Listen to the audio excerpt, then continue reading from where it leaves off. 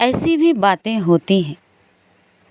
लता मंगेशकर से साक्षात्कार। यतीन्द्र मिश्र। दीदी, आपके संगीत की अप्रतिम यात्रा पर बातचीत शुरू करते हैं। इस संवाद में मेरा प्रयास यह रहेगा कि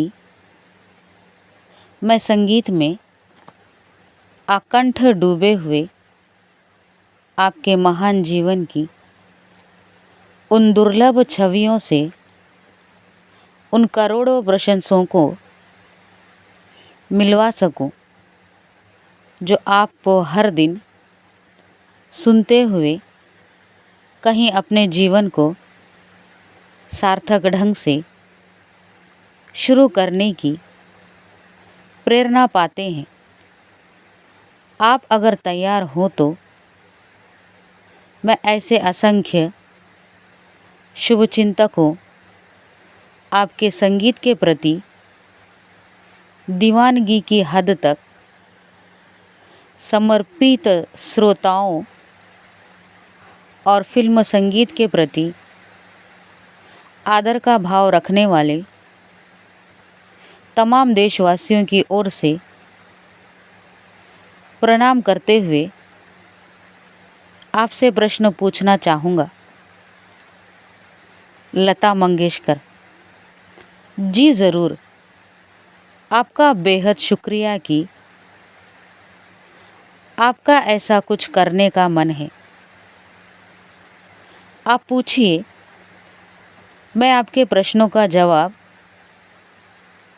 देने के लिए तैयार हूँ।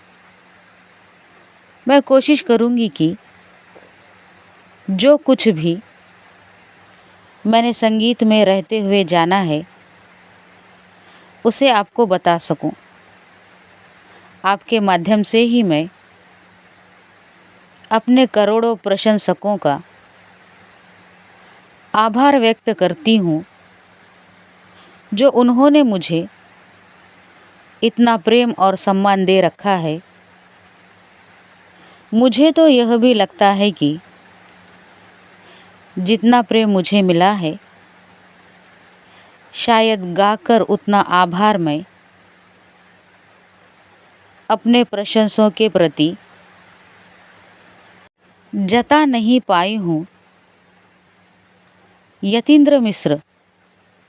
आपके पिताजी पंडित दीनानाथ मंगेशकर की वे कौन सी स्मृतियाँ हैं जो आज भी आपके स्मरण में जीवित हैं, जिनको याद करना आपको सुख से भरता है? लता मंगेशकर। कई बातें हैं। जैसे हम लोग बचपन में जब बहुत शरारत करते थे, तब पिताजी सबको बुलाकर अपने सामने खड़ा करते थे। वे बस हमको गंभीरता से देखते थे और इतने में ही हमारा रोना शुरू हो जाता था। मतलब वे कुछ करते नहीं थे, न ही किसी बात पर डांट पड़ती थी, मगर हम सभी समझ जाते थे कि हमको बुलाया किस लिए गया है। पिताजी उस समय पूछते थे, समझ गए ना? इस पर हम लोग कहते थे, हाँ, हम लोग समझ गए। इसके बाद वे कहते थे कि अच्छा अब जाओ, बाहर जाकर खेलो। इस तरह हमारे पिताजी का गुस्सा था, जो बिना कुछ कहे ही हम भाई बहनों को डरा देता था। मेरे पिताजी कमाल के आदमी थे, जिन्हें मैंने हमेशा अपने काम और संगीत में डूबा हुआ ही देखा। उनकी ड्रामा कंपनी के नाटक रात 9 बजे शुरू होते थे और देर रात 2 से 3 बजे तक जाकर समाप्त होते थे। इतनी देर एक नाटक में समय इसलिए लगता था कि एक नाटक के 5 अंक होते थे। फिर उसमें लंबी लंबी रागदारी वाले गायन की भी परंपरा थी। एक बार पिताजी जब गाना शुरू करते थे तो खूब सीटियाँ, तालियां और वंस मोर मिलता था। बाबा माइक पर थोड़ी तेज आवाज़ में गाते थे, जो सुनने पर बहुत अच्छा लगता था। मेरे पिताजी की एक बड़ी विशेषता यह भी थी कि वे एक राग को गाते हुए उसमें सुर बदल कर भी अपना गायन करते थे। मतलब एक राग गाते समय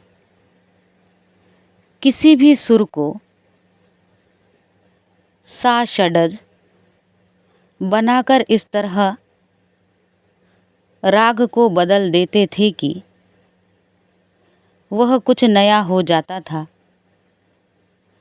और फिर उसी समय नए राग में गाते हुए दोबारा से पहले राग और उसके सुर में वापस लौट आते थे। उस समय म्यूज़िकल ड्रामा का बहुत चलन था। हमारे यहाँ कभी भी बिना म्यूज़िक के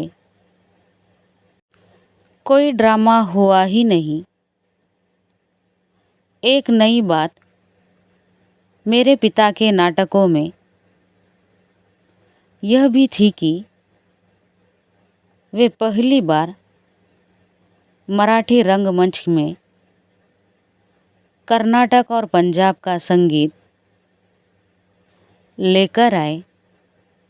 मतलब उन्होंने बाकायदा कर्नाटक जाकर वहाँ का कुछ गीत और संगीत सीखा था, जिसे अपने नाटकों में डाला। मुझे यह भी याद है कि जिस दिन कोई ड्रामा नहीं होता था उस दिन घर में संगीत की सभा होती थी और बहुत सारे लोग हमारे घर आते थे। फिर वे उसमें नाटक का कोई गीत नहीं गाते थे, बल्कि उस दिन सिर्फ शास्त्रीय संगीत होता था। मेरे पिताजी के गाए हुए शास्त्रीय संगीत के कई रिकॉर्ड HMV से रिलीज़ हुए हैं और जहाँ तक मुझे याद पड़ता है कि एक रिकॉर्ड उन्होंने राग जय जयवंती का भी बनाया था, जिसे मेगाफोन कंपनी ने बाजार में उतारा। यतीन्द्र मिश्र, पिताजी से संगीत के अलावा आपने क्या क्या और सीखा? लता मंगेशकर, सबसे ज़्यादा तो स्वाभिमान से जीने की प्रेरणा। उन्होंने जो संस्कार दिए उससे ज़िंदगी में सही बातों पर खड़े रहने की हिम्मत मिली। आज मुझे इस बात की खुशी है कि मैंने किसी से यह नहीं कहा कि आप मुझे 500 रुपये दीजिए, फला चीज़ ला दीजिए, मुझे उसकी ज़रूरत है।